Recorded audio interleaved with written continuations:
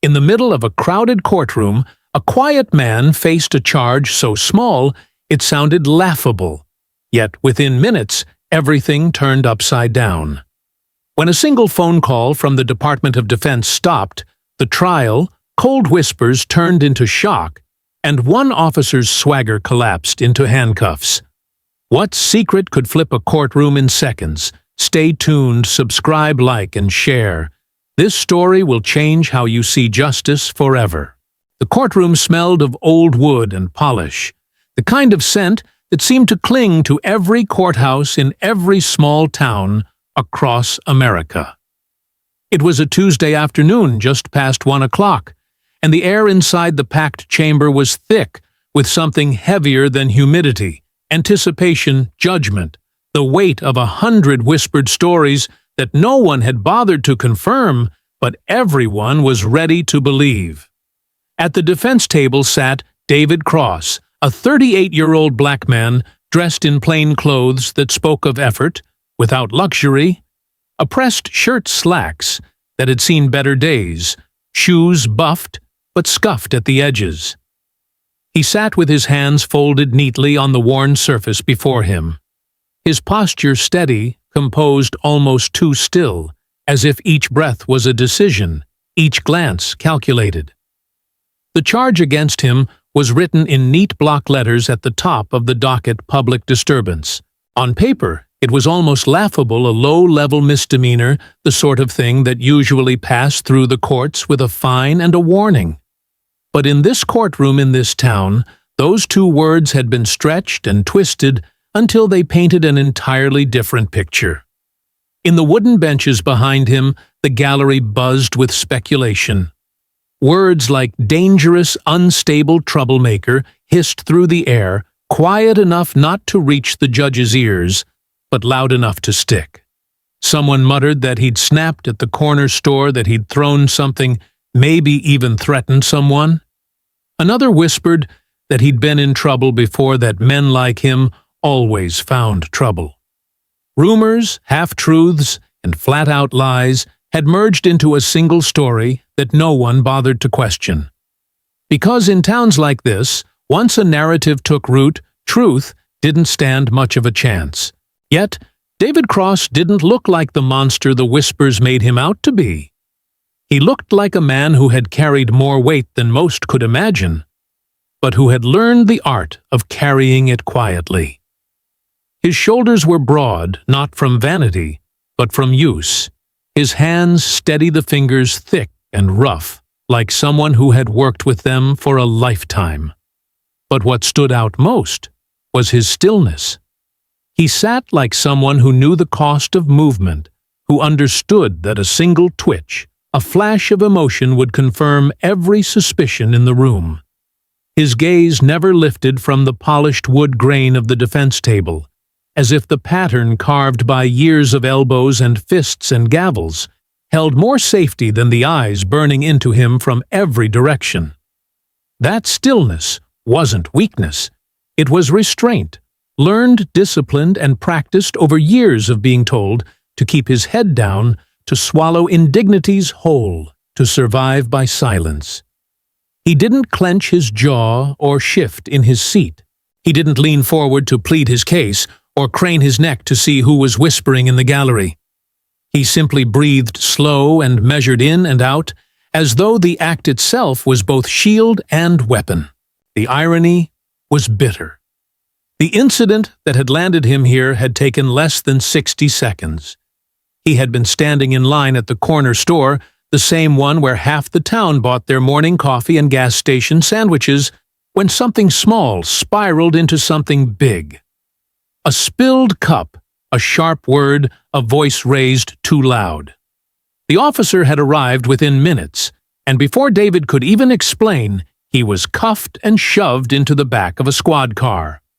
To the police report, it was public disturbance. To the gossips in town, it was confirmation. To David, it was Tuesday, the kind of Tuesday that reminded him how fragile peace could be when the wrong people decided who you were. Now, hours later, he was in a courtroom where everyone thought they already knew his story. The bailiff leaned against the wall, arms crossed, watching him the way one watches an unpredictable dog. The court stenographer's keys clicked softly, recording words not yet spoken. The gallery leaned forward, hungry for the drama they assumed would come. But the drama wasn't on David's face, wasn't in his body. It was in the restraint, the way he seemed to sit atop something vast and unseen, like a man holding back a flood with nothing but willpower. And in that silence the contradictions screamed. Here was a man accused of being wild erratic, a danger to order, yet he sat with the poise of someone carved from stone. Here was a man painted as unstable, yet his stillness was the most stable thing in the room. If anyone had truly looked, they would have seen it. They would have seen how his breathing matched a rhythm, how his hands rested but never fidgeted, how his eyes stayed low, not from shame, but from calculation. It was the stillness of someone trained, someone who understood pressure, someone who knew that the moment you gave the world the reaction it expected, you surrendered control. But no one in that courtroom cared to look past the surface. Not yet. To them, he was already guilty of something greater than the charge. Guilty of being too calm when accused, too quiet when insulted, too black in a place where silence didn't grant innocence, only suspicion. The judge had not entered yet, and still the air buzzed with a tension that pressed against David's shoulders like invisible weights. The courtroom's tall windows let in slants of sunlight that cut across the benches, and the floor illuminating dust motes that danced in the air as though mocking the idea of clarity in a place clouded with prejudice. The tick of the clock over the double doors marked each passing second, a reminder of how slowly time moved when the world had decided to weigh your soul. David adjusted slightly in his chair, not out of discomfort, but as though grounding himself, reminding his body that he was here, that he was steady, that he would not break before the eyes staring at him. His public defender, Nina Alvarez, leaned toward him, once whispered something low and urgent, but he only gave the smallest nod, the faintest twitch of a smile, before returning his gaze to the wood grain. It wasn't indifference. It was faith in something beyond the farce unfolding around him. He knew more than they did. He carried more than they could guess. And that knowledge, locked deep behind his quiet eyes, would change the course of this day in ways none of them could imagine. For now, though, all they saw was a man accused of disturbing the peace. And in the silence before the judge arrived, the room disturbed itself with its own assumptions, its own prejudices, its own hunger to see David Cross confirm their fears. But he didn't. He sat still, steady, composed, not a troublemaker, not a broken man, but someone who had learned the most dangerous lesson of all, that sometimes the greatest act of defiance is simply refusing to give them what they want. The heavy oak doors at the back of the courtroom groaned before slamming shut with a thud that silenced even the whispers. Heads turned as though pulled by an invisible thread, eyes drawn toward the man who filled the doorway like he owned it. Officer Brent Mallory. Tall, broad-shouldered, his uniform pressed so sharp it could have cut the air itself. His boots polished to a shine that reflected the pale light from the high windows. He didn't just walk into the courtroom, he claimed it, each step ringing against the floor with the kind of confidence that only came from years of never being challenged. He carried himself with the smug certainty of a man who believed the badge on his chest made him untouchable, invincible, a god among mortals in this small town, where the word of a police officer often weighed more than the truth itself. In a room already tilted against David Cross, Mallory's presence pushed it further, like a thumb pressing down on the scales of justice before the trial had even begun. His eyes locked instantly on David, and the contempt that spread across his face wasn't hidden. It was displayed, flaunted like a performance staged for the benefit of the entire gallery. Mallory's lips curled into something between a smirk and a sneer, a wordless declaration that this was his arena, and David was nothing more than prey tethered to the defense table. He didn't need to say anything to make the room bend toward his version of the story. The way he stared, the way he carried himself, the subtle shifts of his shoulders as though already bored with the inevitable outcome, all of it was enough. But Mallory didn't believe in subtlety alone. He leaned into the moment like an actor savoring his lines.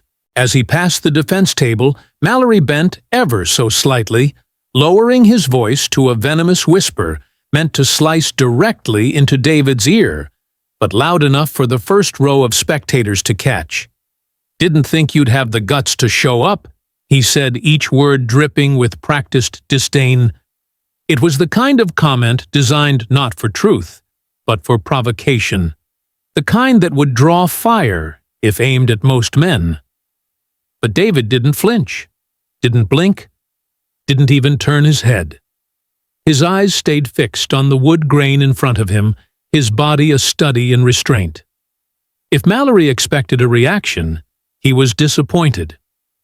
If he wanted to rattle David's calm, he found himself facing a wall far stronger than his own arrogance. Still, Mallory wasn't discouraged. To him, silence was just another victory proof that his opponent was too weak to respond. He straightened, squared his shoulders, and turned his contempt outward, letting it wash over the courtroom like poison spilled in water. A few people in the gallery chuckled nervously, unsure if they were allowed to laugh, but unwilling to resist the gravitational pull of the officer's confidence. Others whispered again, adding fuel to the rumor fire already burning hot. It didn't matter that no evidence had been presented, that no testimony had been heard. Mallory's swagger had already written the first chapter of the day's story in the minds of half the room.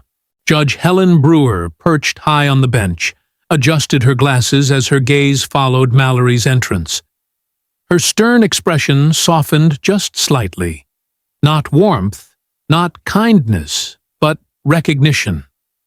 Mallory was a man she'd seen before, a familiar face in her courtroom, a reliable officer whose word carried weight. She had no reason, at least in her mind, to doubt him. And with that unspoken nod of approval, the atmosphere solidified. This was Mallory's ground, his narrative, his story to control. But Nina Alvarez, seated beside David at the defense table, felt the shift like a stone settling in her stomach. She leaned closer to her client, her voice a whisper of urgency. "Just let me do the talking," she murmured, her tone firm but protective, aware of how quickly the balance could tip against them if David so much as breathed the wrong way. David didn't turn his head, but his lips curved into the faintest flicker of a smile, half amusement, half acknowledgement, as if to say, "You think they want to hear the truth?" The young reporter in the back, Caleb Morris, had been watching more than listening. His pen hovered above his notepad, frozen, as though unwilling to record the lies being performed in real time. What caught his attention wasn't Mallory's entrance or his carefully staged intimidation. It was David. The stillness, the calm, the way he moved with precise, measured restraint, like a man who had stood in storms far greater than this and survived. Caleb scribbled a single word on his paper. Why? Why did this man charged with something so small inspire such venom? Why did his silence feel louder than Mallory's accusations? Mallory, oblivious to the layers of perception unfolding around him, strutted forward to the witness stand.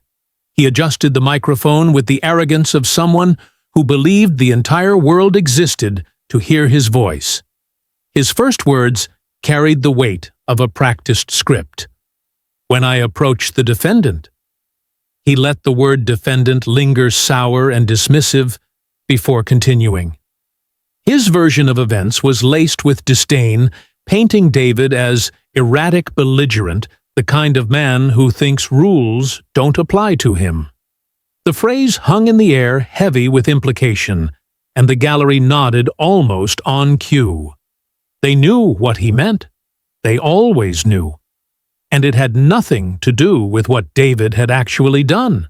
From his seat, David's hands tightened slightly, the knuckles whitening as he held them clasped together. His gaze remained low, his breathing steady. But beneath the calm there was tension, a reminder that silence didn't erase the sting of lies or the weight of injustice. He could feel Mallory's words pressing against him like hands trying to shove him into a box he refused to fit inside. But still, he didn't rise. Still, he didn't speak. For Mallory, it was theater, and he was the star. For the judge, it was routine, another case on another docket. For the gallery, it was confirmation of the rumors they'd carried with them into the room. But for David, it was something else entirely. It was a test. Another in a long line of trials, some on battlefields unseen, others in quiet rooms, where judgment fell not because of truth, but because of who he was. And, as Mallory continued to spin his narrative, feeding the room exactly what it wanted to hear, the balance of power seemed firmly in his grasp. The room bent toward him, tilted by his swagger, his badge, his uniform, his unchecked authority. For now, at least, it was his story. But David Cross sat steady at the defense table, breathing slow, eyes low, waiting not because he was defeated, but because he understood something Mallory could not. The louder a lie is told, the sharper the silence that waits to unravel it. Judge Helen Brewer entered with the quiet authority of someone who never needed to raise her voice to control a room. Late in her 50s, she wore her sternness like a second robe, her features set in lines that had been carved long before she ever took the bench. She adjusted her glasses with deliberate precision as she sat, her gaze sweeping across the courtroom in a practiced survey. The gavel had not yet struck, but her expression told the story before words could. She had already made her judgment. It was not written in ink or etched into the docket, but it lingered in the tightness of her jaw and the way her eyes paused on David Cross, as though cataloging him in the same drawer where she kept every other troublemaker who had crossed her bench. To Judge Brewer, the case was another piece of routine, a Tuesday afternoon of paperwork dressed up in whispers and spectacle. Yet, behind the ordinary veneer, her glance carried weight, a tilt in the scales that bent the room before the first testimony had been spoken. David didn't look back at her. He didn't need to. He could feel it. The bias, the expectation, the quiet conviction that the man in plain clothes sitting silently at the defense table had already been measured, already been found wanting. His breathing remained slow, steady, measured, like a soldier counting seconds. 1 in, 4 out, 1 in, 4 out. His posture was an anchor in waters that wanted to pull him under. The murmurs from the gallery quieted when Judge Brewer's gavel finally struck, once sharp against the wood. But the silence that followed wasn't justice. It was submission to the hierarchy of the room. And at the top of that hierarchy, Brewer's skeptical eyes made clear where her sympathies lay. Beside David, Nina Alvarez leaned forward, her elbows just barely resting on the table, as though the wood might splinter if she pressed too hard. 34 years old, quick-witted, and sharper than the law books piled in her office, she had cut her teeth on cases no one else wanted, clients who couldn't pay defendants written off as guilty before trial, men and women chewed up by a system that claimed impartiality but never practiced it. She was used to losing, but she was not used to surrendering. And today, with the odds stacked high and the air heavy with judgment, she refused to let silence tell the whole story. She whispered to David again, her voice low but steady, "I'll fight this. No matter how tilted it feels, I'll fight." She knew the scale was already leaning against them, but part of her job, maybe the hardest part, was to stand beneath it and push upward with words, objections, and persistence, even when the bench came down like a hammer. Judge Brewer cleared her throat and began the proceedings, her voice crisp, almost mechanical. "State your appearances." The prosecutor rattled off his name with the confident ease of someone who knew the judge's nod was already in his favor. Nina Rose announced her representation of David Cross and sat again, the briefest flash of defiance flickering in her eyes. Brewer adjusted her glasses again, but when her gaze returned to the defense table, it was less acknowledgement and more appraisal, like she was already bracing for excuses. In the press section, Caleb Morris shifted in his seat, his notebook open, pen in hand, though he had yet to write more than a single word. Why? It was still there on the page, glaring up at him in the quiet between scribbles. 23 years old, fresh out of journalism school, Caleb had come to this courthouse, chasing the scent of a story, expecting a small-town trial, with predictable lines, troubled defendant, stern judge, confident cop. But as he watched David Cross, he sensed something deeper. It was not the words David spoke. He had spoken almost none. It was the way he sat, the way his stillness seemed deliberate, like a man preserving energy for a battle no one else could see. Caleb tilted his head, studying the faint scar along David's wrist that his hand drifted to unconsciously, the way soldiers touched medals or tokens long after the battlefield. The scar wasn't large, but it told a story Caleb couldn't yet decipher. And so instead of writing testimony or quotes, Caleb wrote in margins and fragments, stillness, restraint, waiting. Officer Brent Mallory's earlier swagger lingered in the air like smoke that refused to dissipate, fueling the narrative before it even began. His testimony loomed, his smirk replayed in the eyes of the gallery, and Judge Brewer's stern glances seemed to nod in agreement with everything he hadn't yet said. The courtroom, supposedly a place of balance, had already tilted invisible hands, pushing David toward the edge. Every laugh from the benches, every side-eye cast at the defense table, every overruled objection that Nina braced herself for, they were weights added to the scale one after another, until the very idea of fairness groaned under the imbalance. Nina straightened her papers more for the rhythm of it than necessity, and whispered again, "They think they know who you are. They've already decided, but they don't know the truth." Her voice, though quiet, carried a conviction meant less for David and more for herself, a reminder that even in the most lopsided battles, the fight mattered. David gave her that same faint smile, not mocking, not bitter, just calm like a man who had faced worse storms than this. Judge Brewer called the first witness forward. Mallory moved with deliberate ease, every step echoing confidence, as though he could already hear the gavel striking in his favor. The gallery leaned forward, hungry for confirmation of the whispers they had been feeding on all afternoon. Nina tightened her jaw, ready to spring with objections, prepared for the inevitable tilt of Brewer's head and the cold steel of her overruled. And Caleb, pen hovering, eyes narrowed, wondered if the story he'd come for wasn't the one he was watching unfold, but the one hidden beneath David's silence. The tilted scales weren't just about law. They were about perception, about authority, about who was allowed to own the narrative in a room where truth had to fight for oxygen.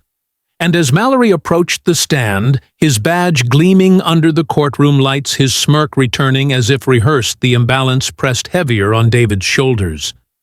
But David Cross sat still, calm, composed, every breath measured his silence louder than the officer's swagger. He knew something they didn't. Something that would not stay buried forever. Officer Brent Mallory settled into the witness chair like it had been built for him. He adjusted the microphone with an ease that bordered on arrogance, leaning in so his voice could carry to every corner of the courtroom. His uniform, still crisp from the morning, caught the light with each subtle movement, and the silver badge on his chest gleamed like a reminder of his authority. To the gallery, to Judge Brewer, even to the stenographer dutifully recording each word, Mallory wasn't just another officer giving testimony. He was the story they had already chosen to believe. His presence alone draped the room in an aura of certainty. And he knew it. When I arrived at the corner store, Mallory began his tone measured deliberate, like an actor rehearsing lines he had performed 100 times.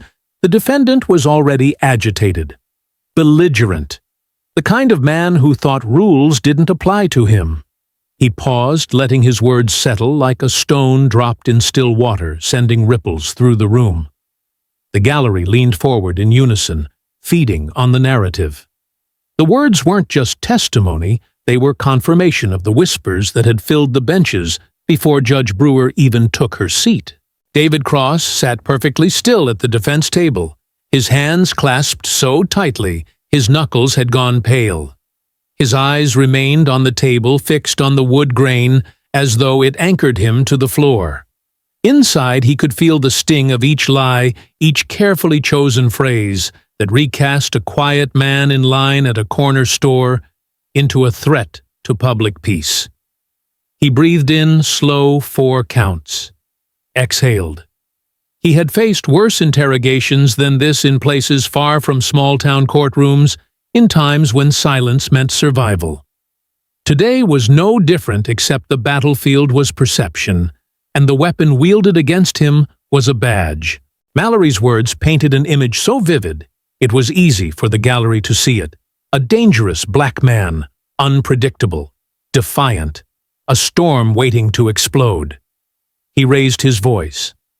Mallory continued his tone, carrying the false confidence of someone who believed no one would question him. He refused simple instructions. People like that. He let the phrase hang heavy and poisonous before finishing. You never know when they'll turn violent. The air seemed to thicken at those words. People like that. Everyone in the room knew exactly what he meant, and it had little to do with behavior. The phrase wasn't about action, but about identity, about the unspoken categories etched deep in the bones of the town. The gallery nodded, murmured, exchanged knowing looks. The poison had done its work. Mallory hadn't just testified. He had fed the bias that had been waiting like dry tinder for a spark. Nina Alvarez was on her feet before the weight of the words could fully settle. Objection. Your Honor, she said, her voice sharp, her body rigid with frustration. There is no evidence my client was violent or threatening. This is pure speculation, designed to prejudice the jury. Her words rang with the conviction of someone who had fought this fight too many times, her tone carrying both her legal training and her raw anger. She looked at Judge Brewer, eyes pleading not for mercy, but for fairness. Judge Brewer barely glanced up from her notes. Overruled, she said, her voice clipped cold, as if dismissing not only Nina's objection, but the very possibility of imbalance. She didn't explain, didn't justify. She didn't need to.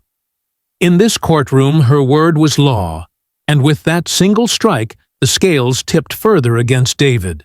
Nina sat back down slowly, her jaw tightening, her pen scratching furiously across the yellow legal pad in front of her.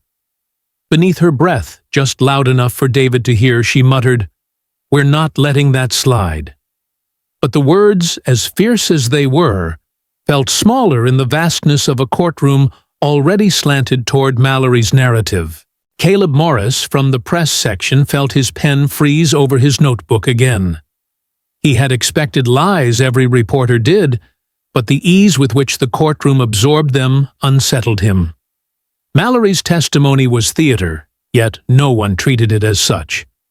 Caleb wrote quickly, fragments tumbling onto the page-coded language gallery, nodding silence from defendant. He looked at David, still composed, still silent, his fingers brushing that pale scar along his wrist, before going still again. Caleb didn't know what the scar meant, but the gesture pulled at him a thread he couldn't stop tugging. This wasn't the story Mallory was telling. It wasn't even the story the courtroom wanted.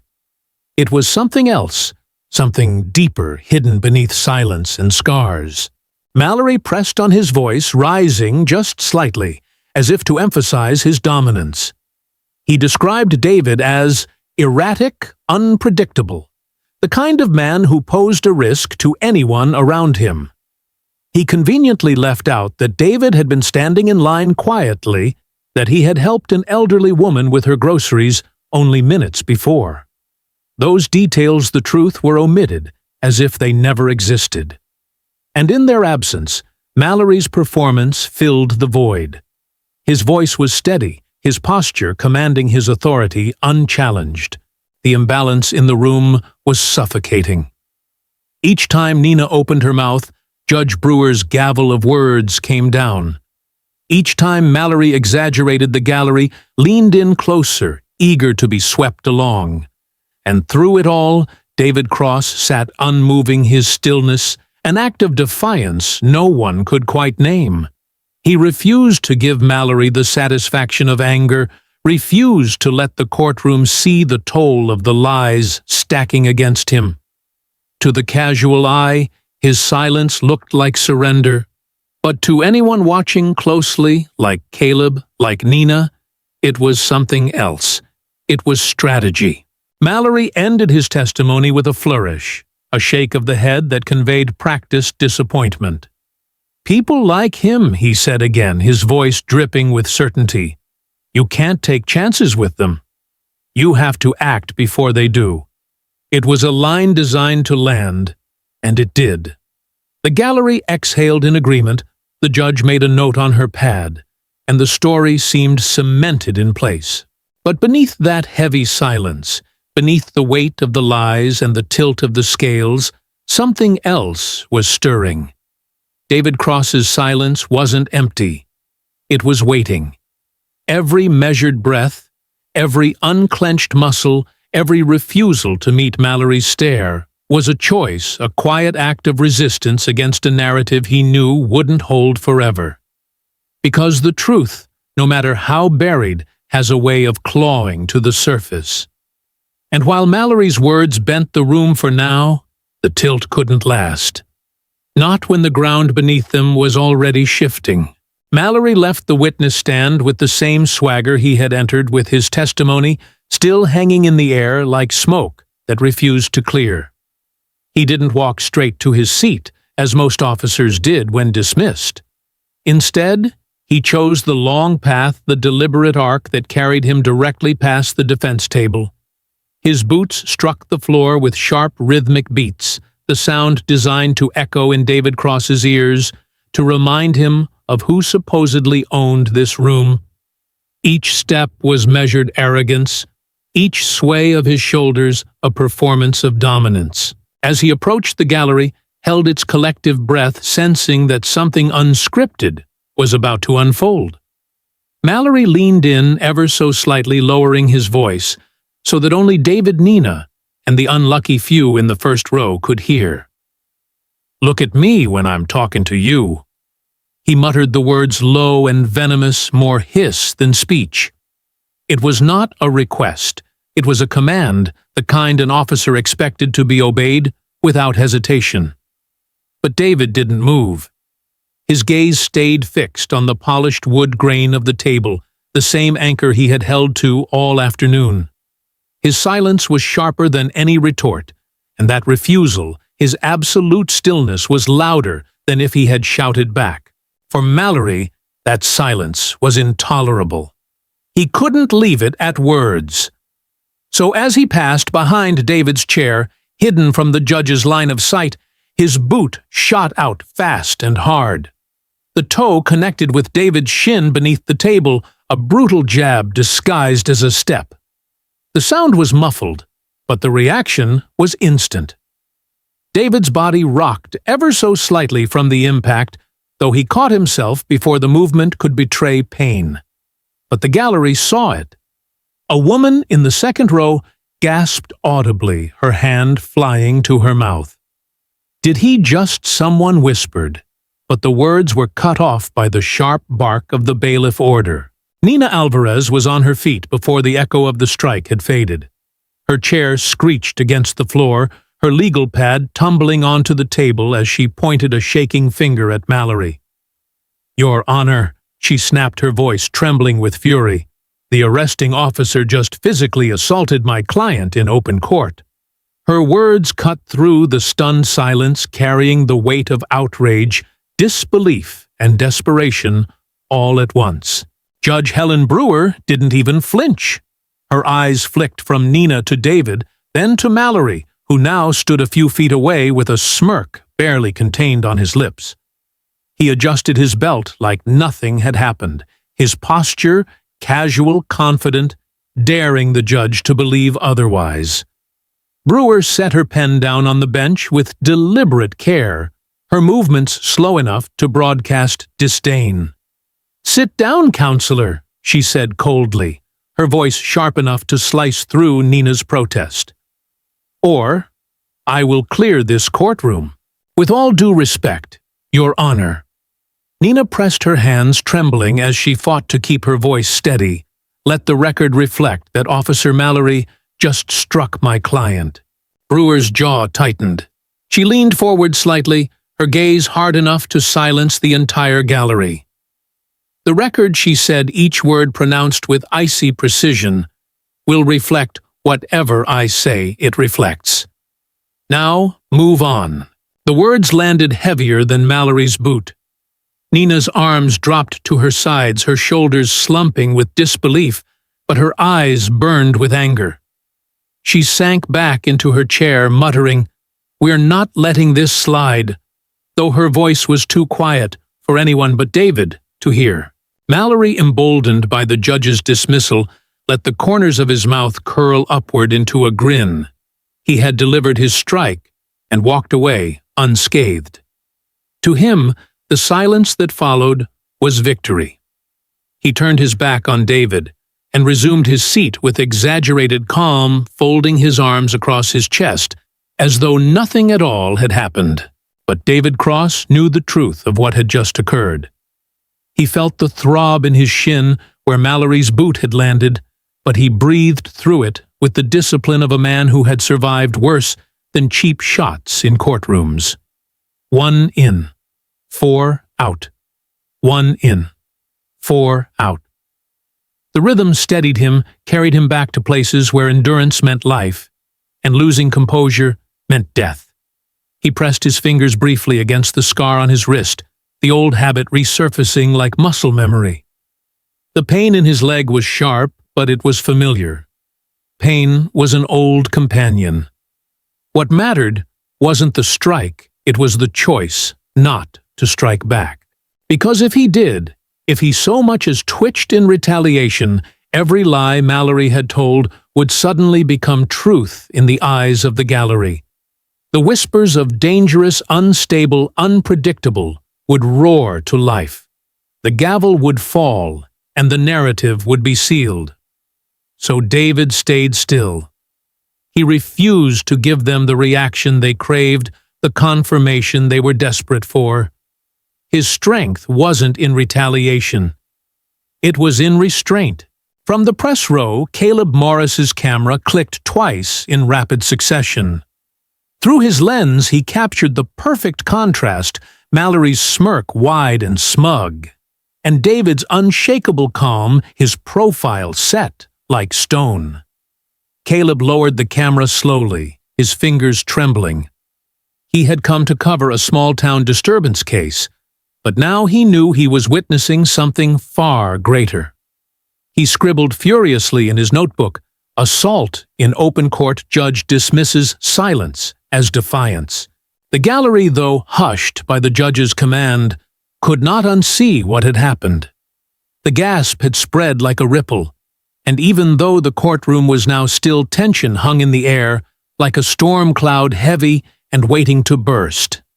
Mallory had crossed a line, but the system, the judge, the bench, the record had chosen to look away. That choice, that silence, spoke louder than Mallory's strike. It was proof that the scales were not just tilted, but chained. David's eyes lifted for the first time that afternoon. Slowly, deliberately, he raised his gaze from the wood grain to meet Mallory's across the room.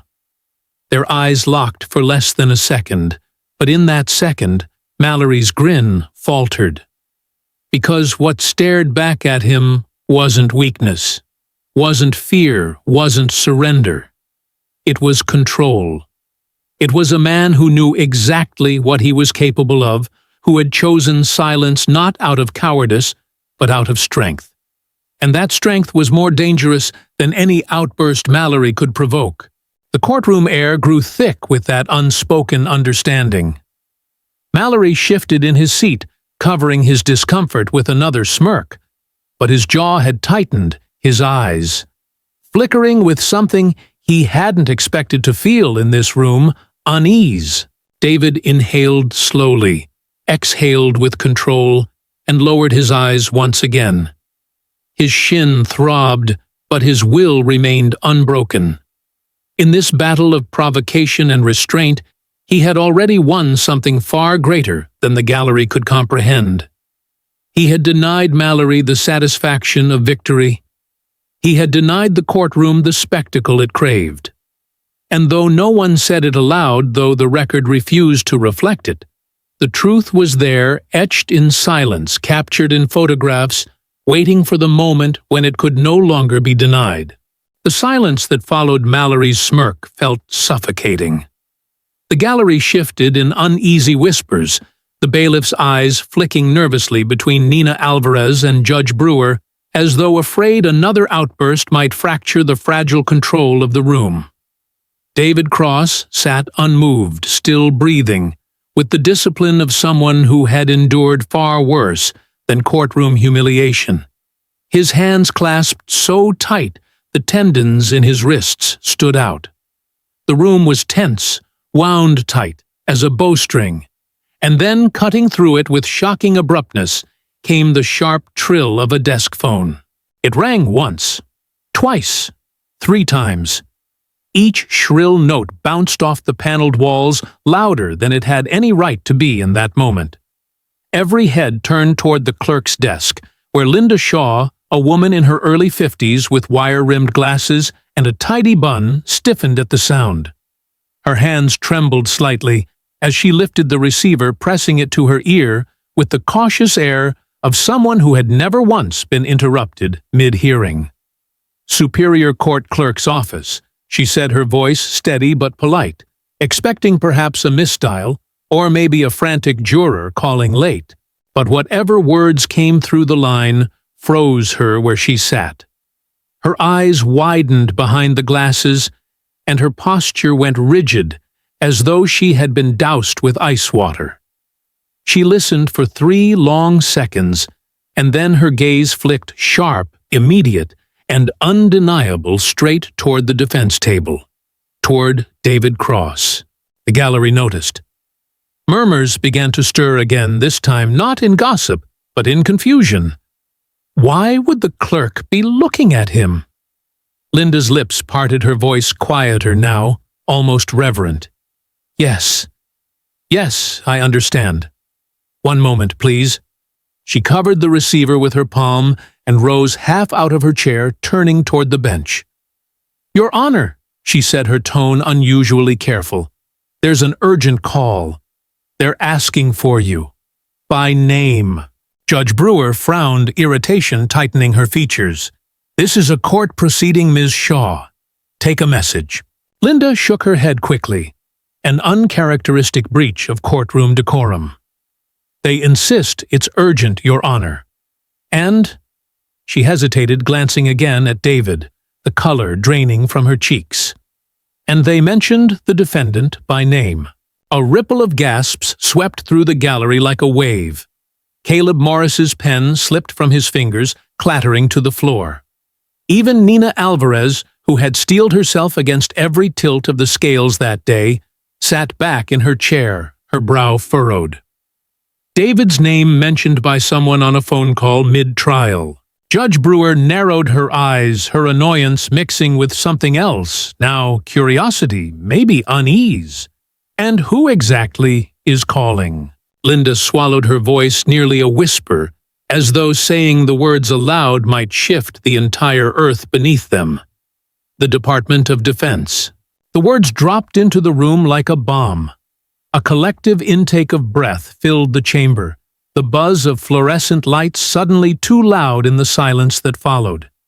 Even Mallory's smug grin faltered his head, snapping toward the clerk in disbelief. The Department of Defense. For a case about public disturbance. For a man accused of raising his voice in a corner store, the gallery erupted in hushed conversations. Did she say, "DOD? Why would they care about him? This doesn't make sense." The words swirled disbelief, thickening into speculation. Judge Brewer's frown deepened. "The Department of Defense," she repeated slowly, as if the title itself was a challenge. "This is highly irregular." She waved her hand. "Tell them this court is in session. They insist it's urgent." Linda interrupted, her voice trembling slightly. Another breach, another impossibility. No one interrupted Judge Brewer. Ever. But the clerk's voice carried something undeniable: fear-respect. Perhaps both that made even Brewer hesitate. "And they asked for you by name," Linda repeated softly. The judge's pen stopped moving.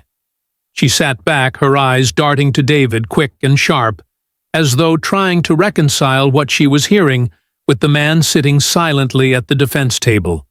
"Fine," she said at last, her voice brittle with irritation. She extended her hand. "Give me the phone." Linda crossed the room, swiftly placing the receiver in the judge's palm, as though it carried the weight of the world. Brewer pressed it to her ear, her posture stiff, her voice crisp with authority. "This is Judge Brewer," she said, her tone more defensive than polite.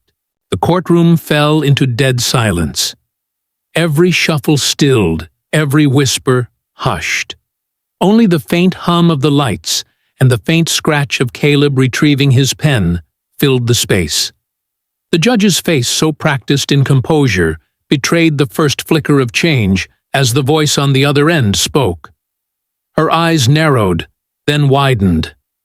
Her grip on the receiver shifted slightly. "You're certain?" she asked, her voice now quieter, almost strained. She glanced again at David, her gaze lingering this time. "Yes," she said. Finally into the phone, her words clipped. "Yes, I understand." "No, he hasn't." She stopped mid-sentence, her lips pressing into a thin line. A pause. "Then I see. We'll accommodate that request." When she lowered the receiver, the room held its collective breath. Dozens of eyes were fixed on her, waiting for an explanation that didn't come. She set the phone down slowly, her hand lingering on it for a moment too long before pulling back. "What was that about?" someone in the gallery whispered. "Did they say his name?" another muttered. "Why would the DOD care about a public disturbance?" The questions spiraled, each one sharper than the last, and for once Mallory didn't have a smirk ready. He folded his arms, glaring at David, with something colder now, suspicion, maybe even fear, though he covered it quickly with a scoff. "What's next?" he said loudly, trying to break the tension. "An alien invasion." His laughter was forced hollow, and no one joined him. Judge Brewer straightened her voice, regaining its authority, though her eyes betrayed the fracture in her confidence. "Court will recess immediately." The bailiff blinked in confusion. "Your Honor, we still have." Now she snapped her gavel, striking with a force that made everyone in the room jump. The benches creaked as people stood, conversations sparking like wildfire. The name of the Department of Defense was on every tongue, the speculation building like pressure under glass. From the press row, Caleb scribbled frantically, his notes blurring together. This was no longer a case of public disturbance. This was something else entirely. At the clerk's desk, Linda Shaw sat with her hands folded tightly in her lap, her face pale. She had no idea what storm she had just unleashed into the courtroom, only that the weight of it pressed against her chest like a stone. Somewhere beyond the courthouse walls, the low rumble of engines began to build a sound most in the room didn't yet notice, but one David Cross recognized instantly. He closed his eyes briefly, breathing in. 1 in, 4 out. A sound he knew all too well was coming closer. And for the first time since he had sat down at that defense table, his posture shifted, not in fear, not in anger, but in something else entirely. Anticipation. The buzz of speculation still swirled through the courtroom when the sound began outside, low at first, a distant rumble like thunder building on the horizon. At first, no one noticed. People were too busy whispering about the Department of Defense craning their necks toward the bench or stealing glances at David Cross, as though the man himself might suddenly explain the impossible. But the sound grew louder, closer, until the steady growl of engines pressed against the courthouse walls. It wasn't the sporadic cough of pickup trucks or the idle hum of city traffic. This was deeper, heavier, the unmistakable roar of military vehicles pulling to a halt in perfect synchronization.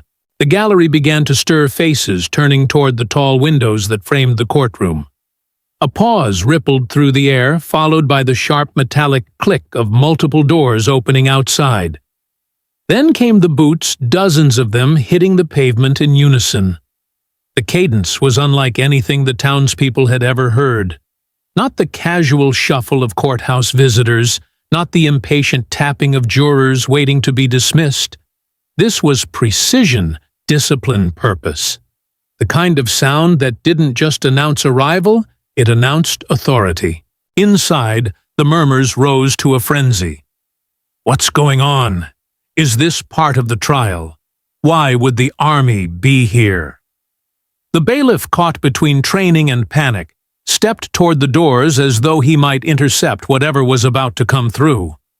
Judge Brewer tapped her gavel sharply, the crack ringing out, but her voice didn't carry the same weight it had minutes before.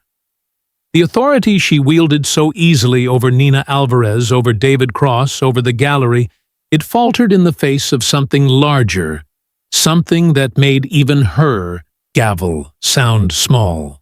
The courthouse doors swung open with a force that rattled the hinges. 4 men strode in their uniforms, deep navy trimmed with gold insignia stitched into the shoulders, their boots striking the floor with a rhythm that turned the entire gallery into an audience of silence. These weren't local police. These weren't bailiffs or deputies.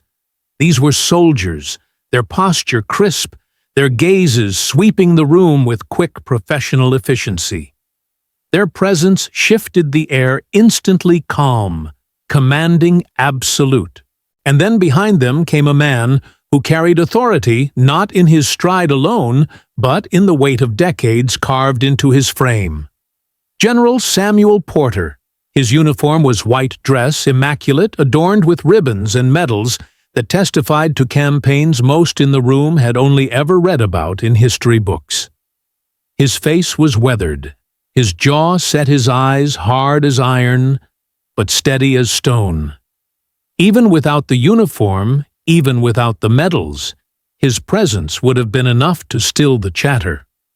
But in full dress, stepping into a courtroom that had until minutes before been ruled by whispers and arrogance, General Porter transformed the space. The gallery stilled. The bailiff stepped back. Even Judge Brewer's hand twitched slightly where it hovered over the gavel. The general's voice cut through the stunned silence, low but carrying with perfect clarity. "Where is David Cross?" It wasn't a question. It wasn't even a request. It was a summons. Every head turned in unison, as though pulled by invisible strings toward the defense table. Nina Alvarez sat frozen, her pen still clenched in her hand. Caleb Morris's heart pounded so loudly in his chest, he could hear it in his ears, his notebook trembling in his lap. Mallory's jaw dropped slightly, before he snapped it shut, his smirk gone, replaced with confusion, then disbelief, then something close to fear. And David sat perfectly still, his breathing, even his posture steady, as though this moment had been inevitable, as though he had been waiting for it. For a long second, no one moved. The gallery, the press, even the judge, all of them sat transfixed, staring at the quiet man who had been painted as a threat, as unstable, as dangerous. None of them spoke, but the question rang in every mind.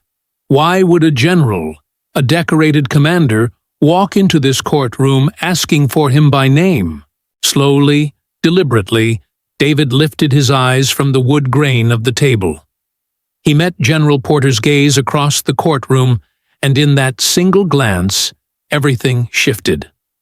There was no fear in his expression, no confusion, just recognition. The faintest glimmer of understanding passed between the two men, something the rest of the room couldn't begin to interpret. Porter's face softened, not into a smile, not into warmth, but into something far rarer in a man of his rank. Respect. Judge Brewer cleared her throat, her voice unusually tight. General Porter, this is a court proceeding. I'll have to ask you to— I know exactly where I am, Judge Porter interrupted his tone, clipped his eyes, never leaving David. And I am not here to play politics or procedure. The judge bristled, unused to being cut off in her own courtroom, but she didn't strike the gavel. She couldn't. Authority had already shifted, and she knew it. Mallory, desperate to reclaim the narrative, barked from his seat. You can't just walk in here like this. This is— Porter turned his head slightly, just enough to let his eyes fall on the officer. And Mallory fell silent. It wasn't a glare, not even anger. It was worse, a look of such unimpressed finality that it stripped him of every ounce of bravado. Mallory's shoulders stiffened, his jaw clenched, but he said nothing more. General Porter stepped forward, his boots echoing across the courtroom floor. He stopped at the defense table, his presence towering over the proceedings. His words were calm, deliberate, but they carried the weight of command. David Cross, he said, his voice low but audible to every corner of the room. It's time. The gallery exhaled collectively, the sound like a single wave crashing against the walls. Nina's lips parted in shock, her pen falling from her hand onto the table. Caleb scribbled wildly his notes, a mess of disbelief and urgency. General? D.O.D. Cross by name. Respect. Mallory sat frozen, the smirk that had carried him through testimony now shattered into silence. David rose slowly, the scrape of his chair against the floor, the only sound in the stunned room. His movements were measured, steady, carrying the weight of someone who had spent years perfecting composure under fire. He met Porter's eyes again, and the faintest nod passed between them. No handshake, no salute, no need for anything more. It was a recognition forged somewhere far from this courthouse, in places the gallery could never imagine.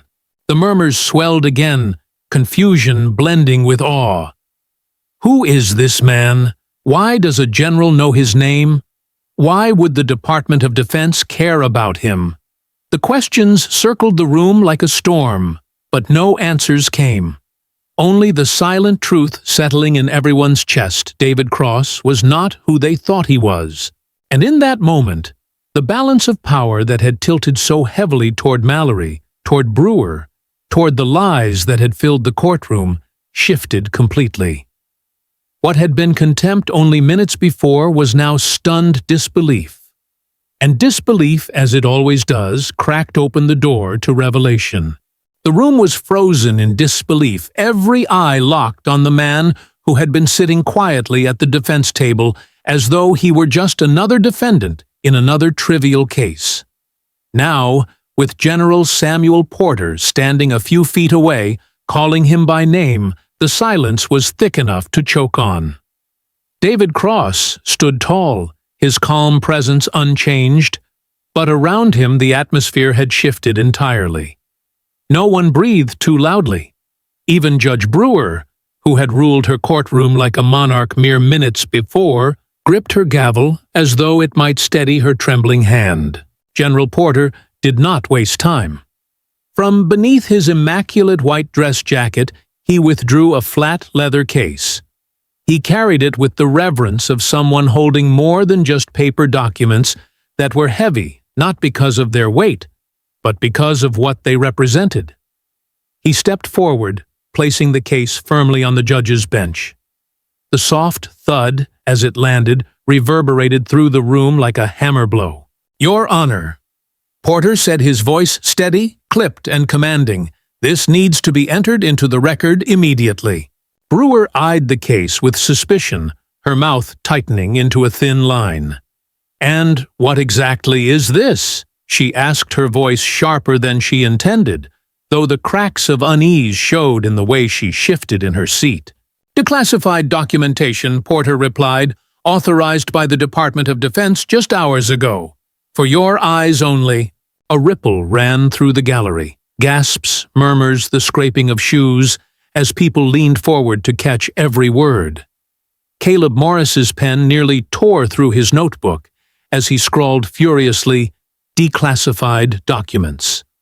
DOD. For judge only." Brewer hesitated, her gaze darting toward Mallory, as if seeking his usual smug confirmation of control. But Mallory's smirk was gone. His jaw was tight, his hands gripping the edge of the table as though to steady himself. He couldn't mask the flash of panic in his eyes. He had been confident, untouchable, his testimony carrying the room. But now, with a decorated general laying down documents authorized at the highest levels of government, his power shrank by the second. Finally, curiosity, or perhaps dread, pushed Judge Brewer forward. She opened the folder. At first her expression remained composed, her lips pursed, her eyes moving smoothly across the lines of text.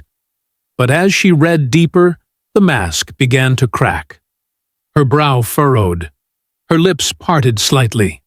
Her hand, the one gripping the gavel, began to tremble almost imperceptibly.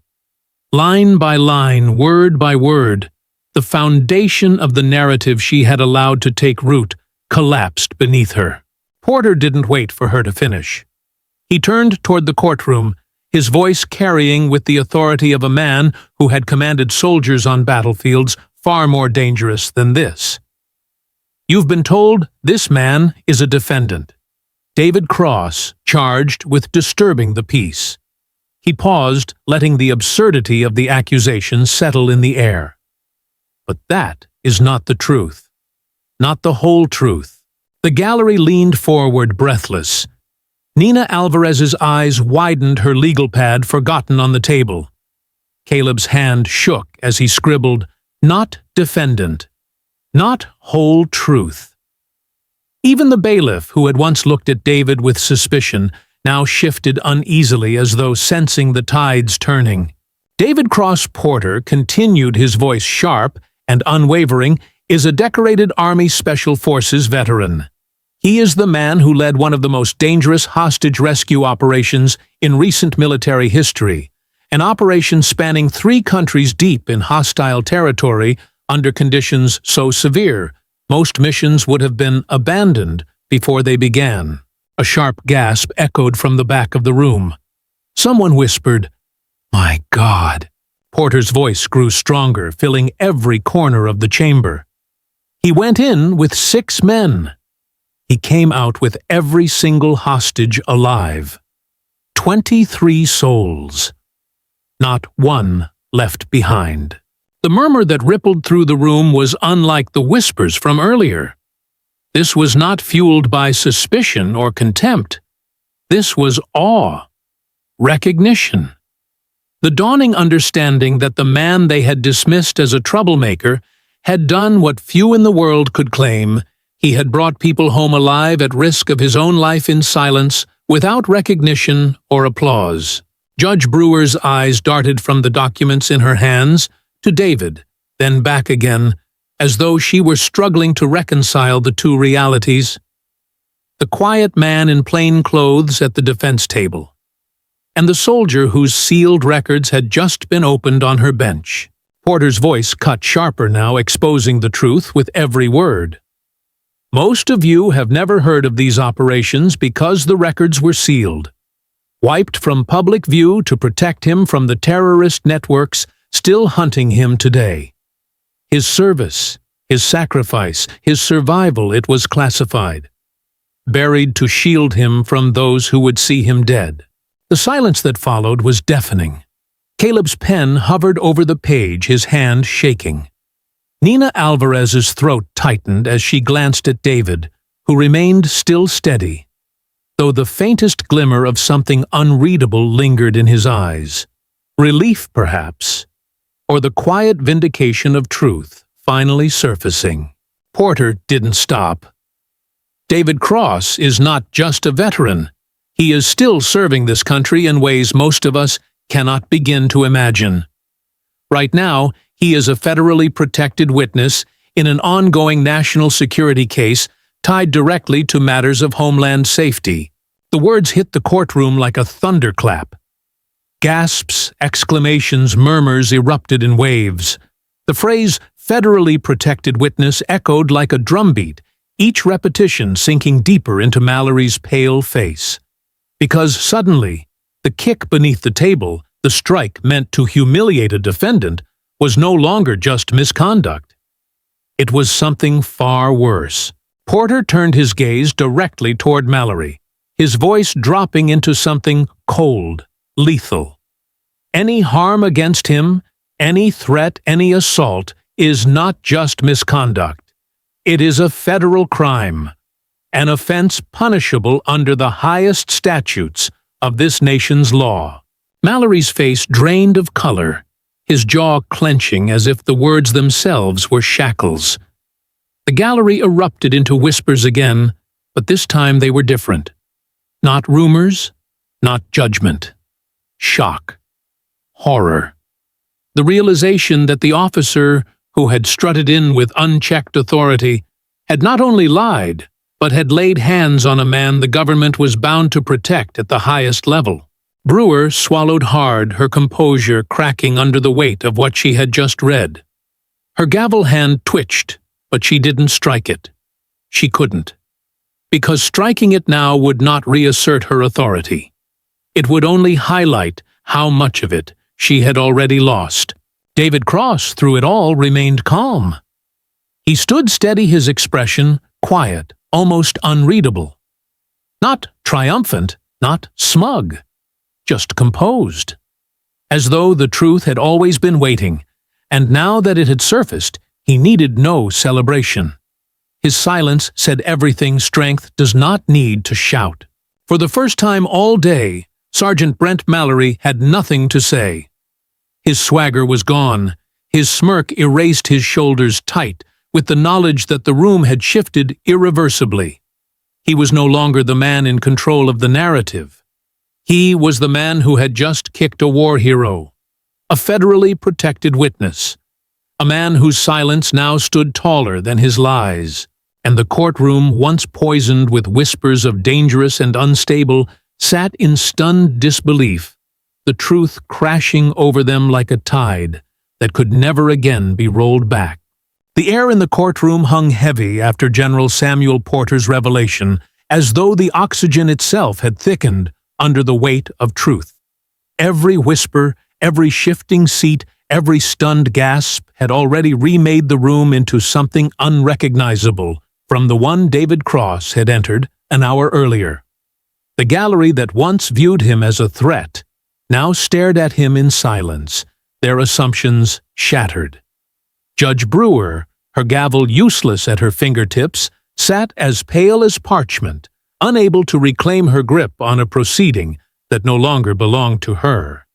And in that suspended moment, the sound of boots striking the polished floor rang out again. 2 military police officers stepped through the open courthouse doors, their uniforms crisp, their movements precise, their presence radiating the authority of men trained to carry out orders without hesitation. The glint of brass insignias on their caps caught the overhead lights as they advanced toward the bench, one carrying a folded document marked with an unmistakable red seal. They moved with the kind of measured certainty that left no room for doubt. They had not come to observe. They had come to act. The senior officer presented the sealed document to General Porter, who glanced at it briefly before turning toward Judge Brewer. His voice, steady and firm, filled every corner of the room. Your Honor, by order of the United States Department of Justice, and under federal statute, we are here to execute an arrest warrant for Officer Brent Mallory. The words detonated like a thunderclap. For a moment, no one moved. Then heads snapped toward Mallory, eyes wide, mouths open in disbelief. The officer who had strutted into this courtroom like he owned it, who had sneered at David Cross, who had kicked him under the table with the confidence of impunity, now found himself the target of the very system he thought he controlled.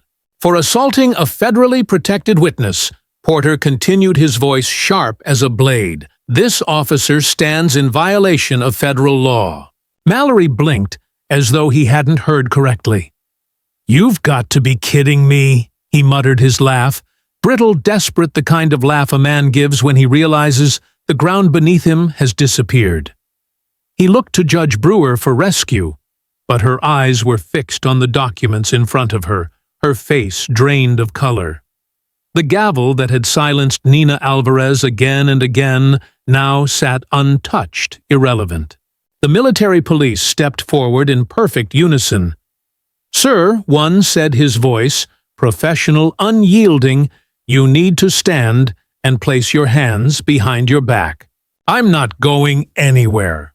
Mallory snapped, his voice, rising panic leaking through his tone despite his effort to disguise it as outrage. You don't walk into my courtroom and… This isn't your courtroom. General Porter interrupted, his tone low and lethal. He took a single step closer, his presence overwhelming. This is the people's courtroom, and you just violated the very law you swore to uphold. The words hung in the air like a verdict before the verdict. The MPs closed in. Mallory jerked his arm back in a clumsy attempt at resistance, but they were faster, better trained, their grips unshakable. One officer secured his wrist, twisting it behind his back with professional precision, while the other locked his shoulder.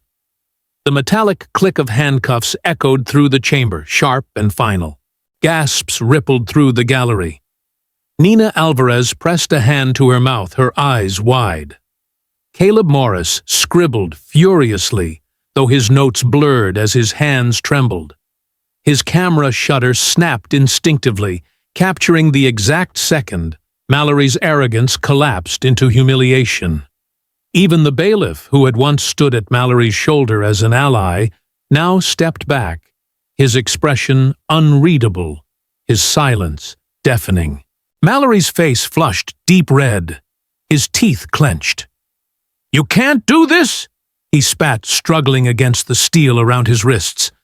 You'll regret this. I'll have every one of your careers. And that's when David Cross moved. For the first time since entering the courtroom, he lifted his head fully, his eyes locking onto Mallory's with unflinching steadiness.